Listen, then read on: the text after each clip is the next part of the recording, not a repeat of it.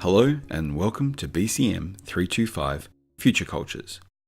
In previous Future Cultures videos, I have been emphasizing how important it is to take stock of the past and current trends in order to think about the future in the short, medium, and long term. So in this video, I want to take stock of changes to the media and communication industries that have been building from the mid-1990s that include the colonization of the workplace and homes by the internet and eventually our bodies via mobile devices in the 2000s.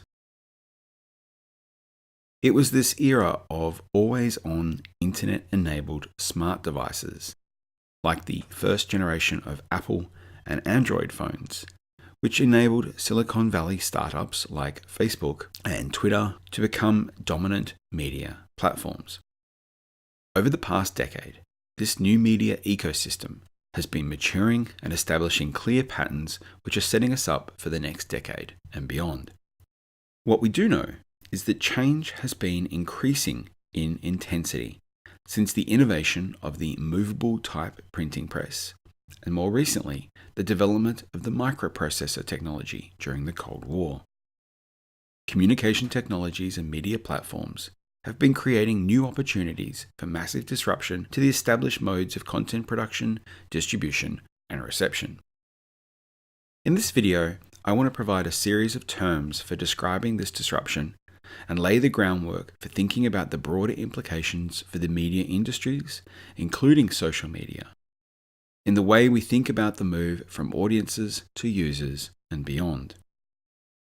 To do this, I'm going to be drawing on the work of two Australian professors of media and communication, Professor John Hartley from Curtin and Professor P.D. Marshall from Deakin. I will link to their bios in the description below.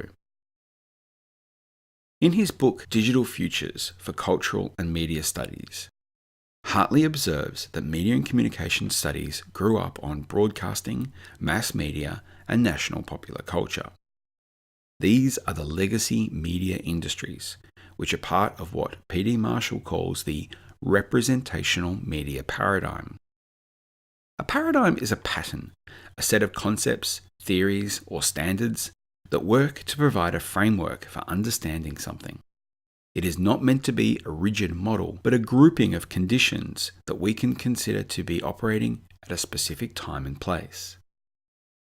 The representational media paradigm, therefore, is a set of broadcast media conditions under which content is produced, distributed, and received prior to the internet. Representational media is media which purports to represent its audience, without allowing the audience to represent themselves outside of narrowly prescribed channels such as ratings and profit. The representational media paradigm is an all-encompassing term for dominant media forms that are still very much with us today, including print, film, radio, and television. None of these industries have disappeared, and yet each has experienced massive change. Celebrities, sports stars, politicians, and other high-profile figures are part of the elaborate system of public personalities which are enabled through the representational media paradigm to speak to and on behalf of audiences, voters, consumers, and the populace at large. They embody collective configurations through their representative and public individuality. Representational media involves images and narratives that are used to personify an audience. The material of representational media are quite literally stories that represent the cultures that they are generated within and sold to, and these stories are often closely partnered with the political systems in charge of their modes of production.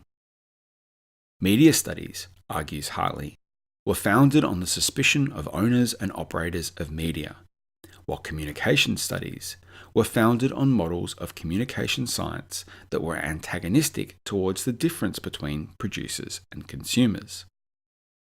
The representational media paradigm of media and communication was therefore constrained by the linear understanding of the sender, message, receiver model, in which the media was thought to be able to represent us and speak for us, whether it was politicians, religious figures, sports stars, or celebrities, and thereby embed processes of command and control, enabling the state and corporations to hide or direct messages and meaning. The internet fractured this understanding, as the centralized broadcast of the one-to-many mass media model had to compete with a decentralized one-to-one multimedia environment of the internet. Hartley and Marshall provide different accounts for understanding this development, although they overlap in important ways. The new media paradigm described by Hartley is a dialogic model of language, which refers to turn-taking, mutual productivity, context-specific users, and an almost infinitely complex system of production, circulation, and reproduction, in which users have a degree of agency that is open but not free for all. For Marshall, the internet has been the core factor in the development of a new presentational media paradigm. Marshall is a contributor to the emerging field of persona studies. Together with Dr. Kim Barber and myself, we edit the Journal of Persona Studies and have a new book called Introduction to Persona Studies, in which we give an account of the presentational media paradigm, which I'll do my best to condense into a brief summary here. Presentational media is media that is performed, produced, and exhibited by the individual as part of the presentation of the public self. This is not an identity theory, but an understanding of the way in which we use, produce, create, distribute, and embody media as part of our everyday experience of life in the 21st century. Presentational media does not replace the structures of representational media. Rather, it draws on the readily available resources of traditional media industries in the form of remix, mashup, and memes, as well as parody, satire, and review. The presentational media paradigm does not replace the representational media paradigm entirely. Video didn't kill the radio star. Movies didn't kill books. TV didn't kill cinema. The internet didn't kill TV. But in each, the new communication technology shifts the degree of influence that the previously dominant media format enjoys. Previously powerful corporations have to evolve in order to continue to produce materials that are relevant for the expression of the self to others. The Netflix and Amazon recommendation engines are a powerful way to increase audience share, but the personal recommendation of a viewer who chooses to tweet or Facebook post about what they are watching remains a hugely powerful influence over the popularity of content. Choosing to share ideas about what to watch or live tweeting during your favorite show is an example of presentational media. Presentational media involves the socio-cultural transformation of social networks, which includes the redirection of traditional media content towards the layering of the online self, which means that our persona emerges as an expression of the self across networks over time through the digital objects that we produce and share. The representational media paradigm is far from being replaced, but it is being eroded or challenged through hybridity and traditional media images, advertising, photographs, or quotes that are now blended with interpersonal chats, memes, links, and the panoply of digital objects that are distributed by individuals to audiences of friends and followers. Online tools, mobile applications, social media platforms support the ability of individuals to make content that is expressive of the self and is publicly available to others without the kinds of barriers to entry for which the representational media paradigm is famous. Presentational media means that celebrities are no longer constrained by the formerly top-down production chains that are manicured and promote their images. Twitter and Instagram made it easier for Kim Kardashian fans to connect with the celebrity directly, to include her within the personal consumption of media images and replicate her approach in their own images, and this goes true for all current celebrities, who benefit from the platform's integration within the personal, leading to the rise of the Instagram and social media influencers and micro-celebrities. Presentational media involves mediatized digital objects that have subject-forming properties. This could include activities such as the sharing of a link to a music video that marks us as a fan, or expressing personal attitudes or opinions via the sharing of a meme, or documenting and vlogging via YouTube or Twitch, a video game that gains attention via Facebook, Snapchat, or Twitter.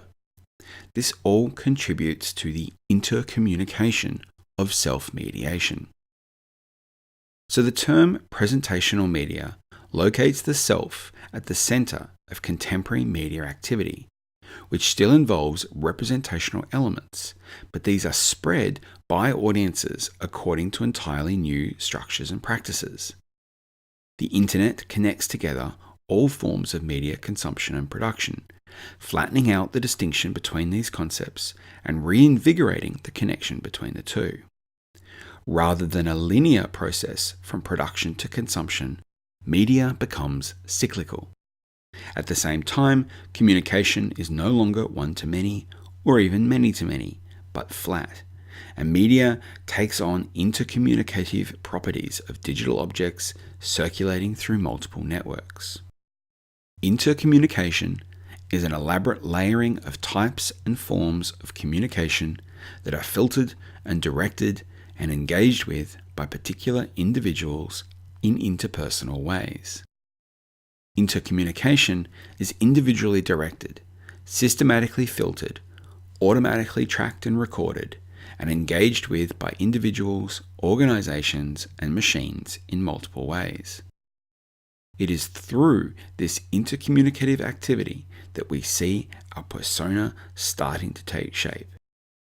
The practice of creating and building our online persona, argues Marshall, involves the everyday labor of monitoring and editing ourselves, connecting with strategic purpose to other individuals and objects, and building public reputations. We assemble our online personas by liking posts, belonging to groups, retweeting articles, commenting on pages, following people, talking to our followers, and managing our networks. This all takes work, and indeed the emphasis on the relation between salaried work and persona work has intensified in the last decade, which is connected to the change in how we collectively imagine the relationship of the self to earnings. The increased casualization of traditionally stable domains of labor in service and administration means that our online persona and its importance is only going to increase in the future. We have an enduring fascination with the representational power of celebrity because of the way it points indexically to long-term investments in the value of the public self. The power of celebrity has been seen in the ability to transform journalism, generating an intense amount of news media coverage and journalistic materials that are avidly recirculated by hundreds of millions of consumers whose interests sit outside what is typically considered the domain of the fourth estate. The power of celebrity is not bound up with notions of investigative journalism, but rather the values of sentiment and emotion within narrative that have characterized the press in the late 20th century. Which is why someone like Joe Rogan, who I heard described as a kung fu guy who announces matches of people fighting in cages, can command one of the largest audiences across online video and podcasts with unedited, unscripted, barely produced content that can last up to 3 hours without embedded advertising. We can understand the power of celebrity as an urtext, a kind of original script for the critical interplay that exists as an articulation of the private self that is expressed through a public individual. The term intercommunication is a way to describe how the representative system of celebrity has transformed public life because of the way that the representational power of celebrity was so carefully built up by cinema, television, print, music, and the advertising industries over the past century. Previously, celebrity representation was carefully managed, staged, planned, and strategically deployed for an audience.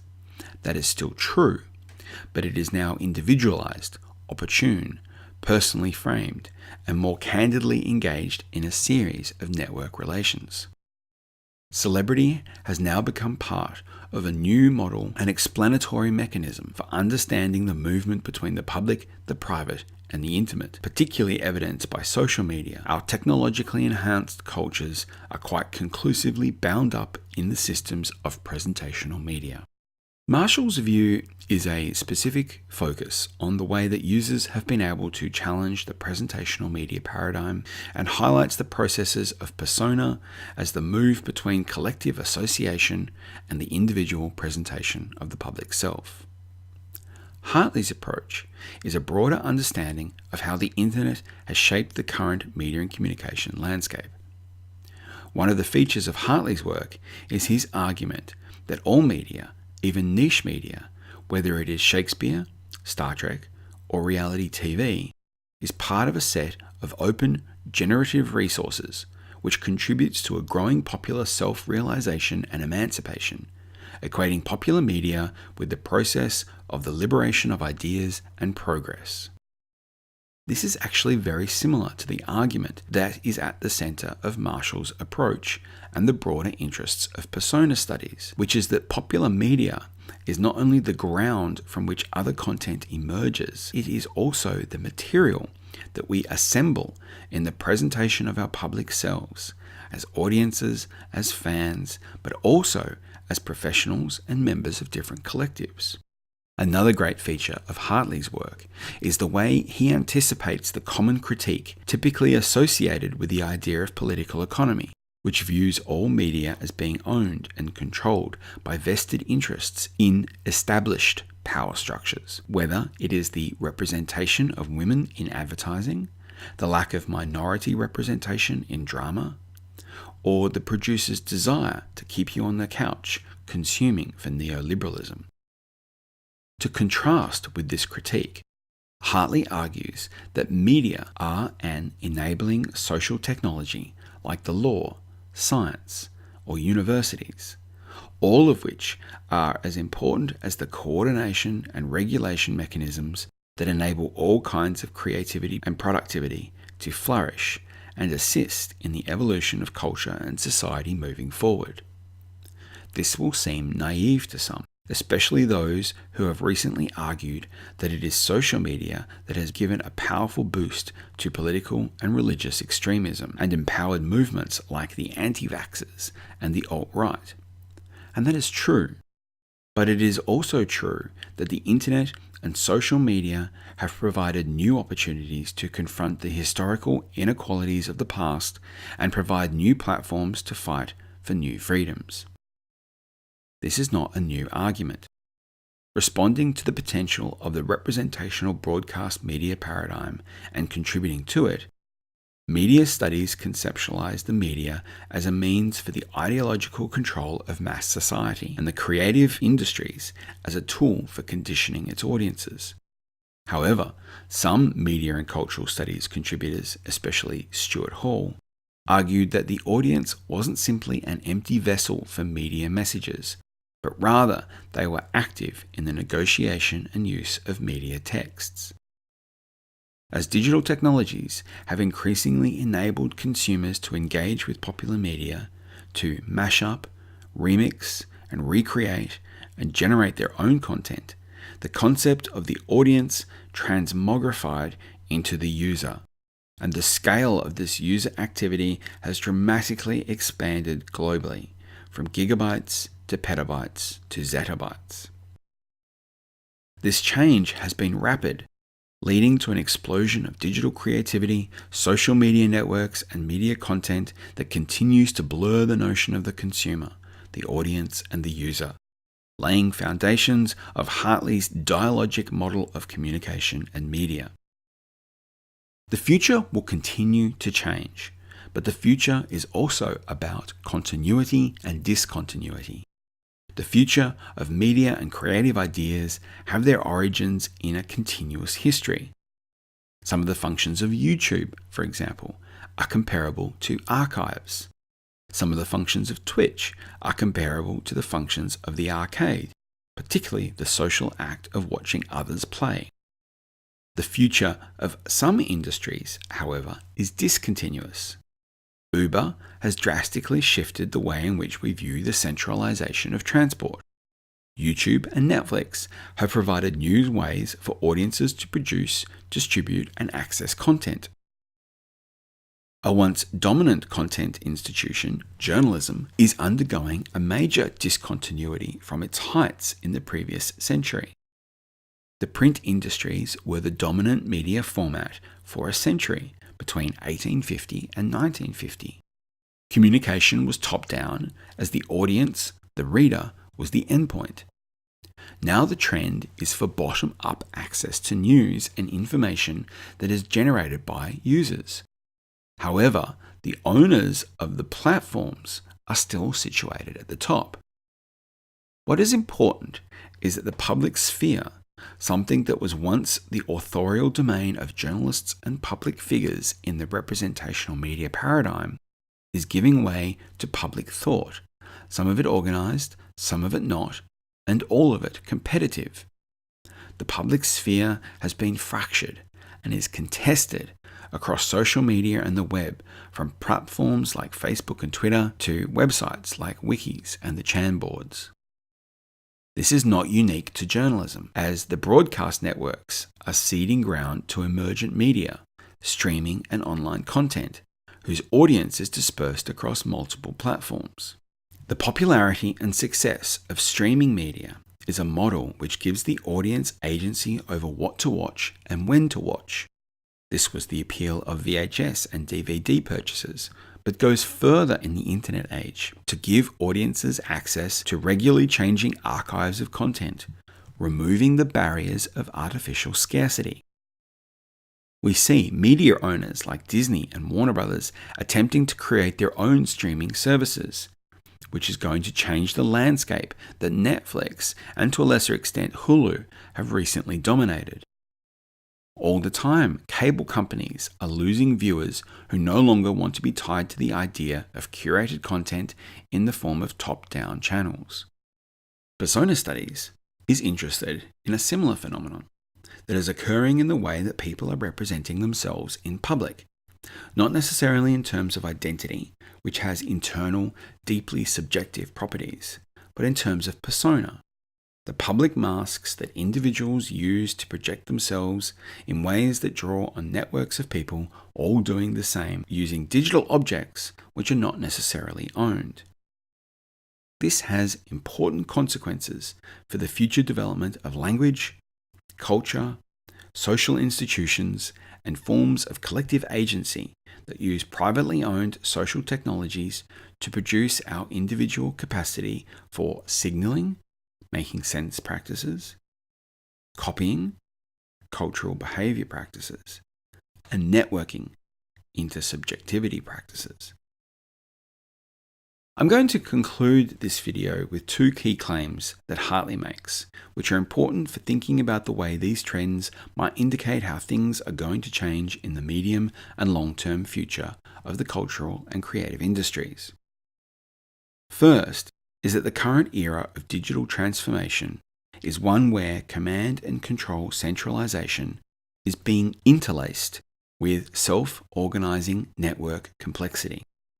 Even for monolith platforms like Facebook, YouTube, Weibo, and WeChat, the very complexity of interactions, memes, trends, and other audience-led processes means that there are innumerable new actors in the network which require new analytic tools, including algorithmic analysis, machine learning, and artificial intelligence to make sense of things.